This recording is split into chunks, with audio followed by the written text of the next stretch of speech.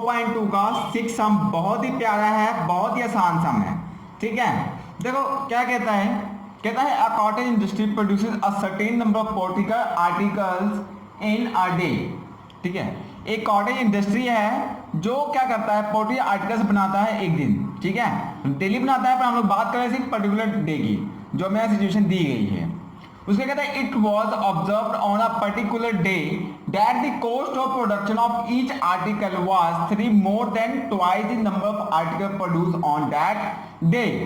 मतलब एक particular day की बात कर रहा है, एक पर्टिकुलर डे की बात बता रहा है कि एक आर्टिकल की कॉस्ट क्या होगी। तो बोल रहा है जो एक आर्टिकल की कॉस्ट होगी वो क्या होगी, उस दिन जितने नंबर ऑफ आर्टिकल्स बने थे, मान लो उस दिन टोटल बने होंगे आपके, कुछ भी बने होंगे, एक्स मान लेते हैं, तो कहता है उसका रेट क्या होगा, एक आर्टिकल का रेट क्या होगा। टोटल आर्टिकल एक्स बने हैं, कहता है उसका दुगना कर दो, मतलब 2x कर दो और +3 कर दो, तो आपका एक आर्टिकल की कॉस्ट आ जाती है।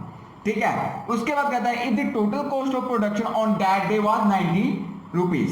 जो उस दिन जो जितना भी आर्टिकल बना था उसके जो प्रोडक्शन की कॉस्ट थी वो 90 रुपए थी। कहता find the number of article produced, कहता बताओ कि उस दिन कितने नंबर ऑफ आर्टिकल बने थे और हर एक आर्टिकल की कॉस्ट कितनी थी, मतलब एक आर्टिकल की कॉस्ट कितनी रही होगी। तो बहुत ही आसान है, चलो देखते हैं, सोल्यूशन करो। तो सोल्यूशन में क्या करना है आपको, सिंपली लिखना let number of articles produced, हम मान लेते हैं कि नंबर ऑफ आर्टिकल कितने प्रोड्यूस्ड हुए थे, x। ठीक है, हमें नहीं पता, हमने x मान लिया।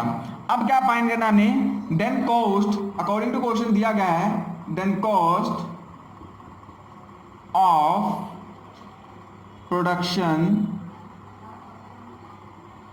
Cost of production for each article, each articles.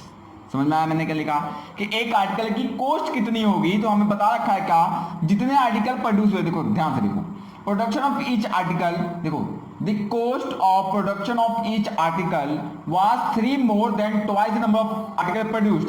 तो ट्वाइस थी, ट्वाइस मतलब दुगना, कितने आर्टिकल बने थे, एक्स बने थे, तो एक्स का क्या कर देना आपने, दुगना कर देना है, मतलब 2x कर दिया ट्वाइस, और क्या है 3 मोर, मतलब 3 मोर कर दिया, तो हमारे पास एक आर्टिकल की कॉस्ट आ गई।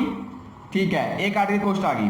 अब according to situation, according to the given condition, ठीक है, उसके बाद क्या है, जो कंडीशन हमें दी गई है, अकॉर्डिंग टू गिवन कंडीशन की बात करें तो हमें जो कंडीशन दी गई है वो क्या है, देखो हमें जो कंडीशन यहाँ पे दी गई है, क्या दी गई है, कि जो आर्टिकल का प्राइस है टोटल वो कितना है, 90 है। ठीक है, कितना है, 90 है। तो हमें पता है एक आर्टिकल की कॉस्ट कितनी है, 2x + 3, एक आर्टिकल की कॉस्ट है।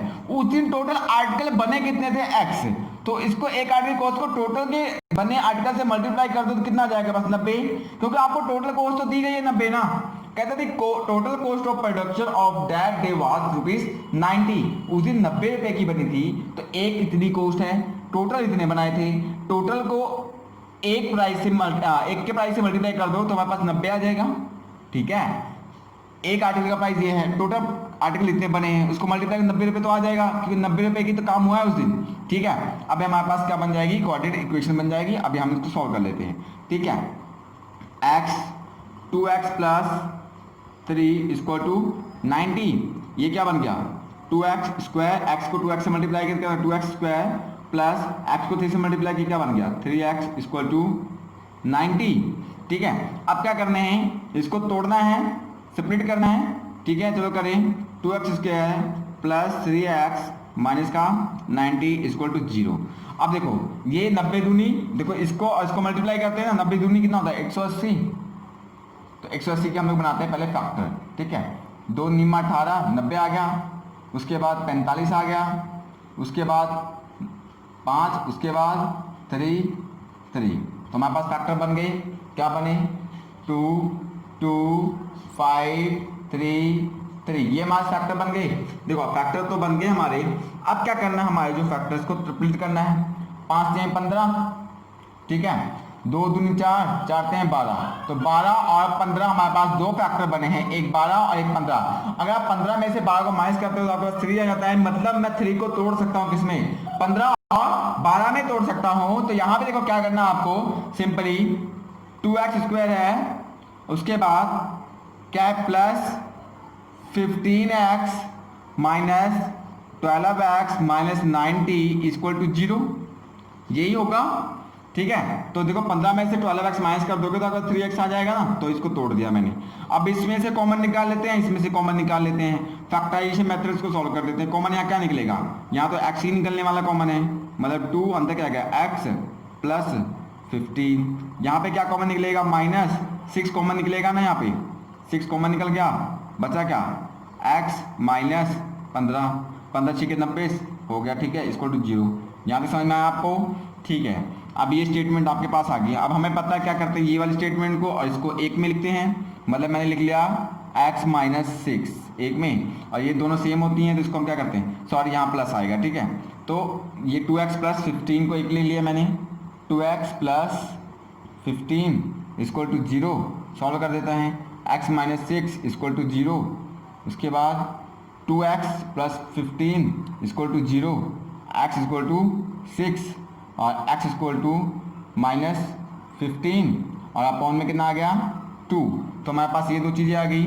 उसके बाद हमें पता है कि जो कोस्ट है, एक आर्टिकल की जो कोस्ट है वो माइनस में नहीं आ सकती, तो ये हमने कर दिया rejected.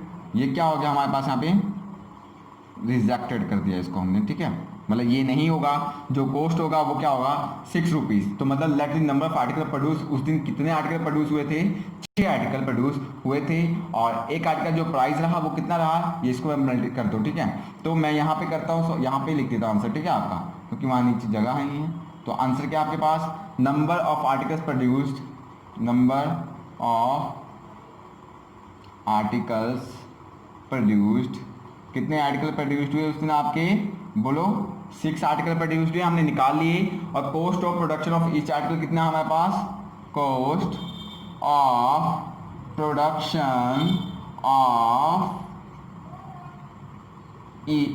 Sorry cost of production for each article of each article.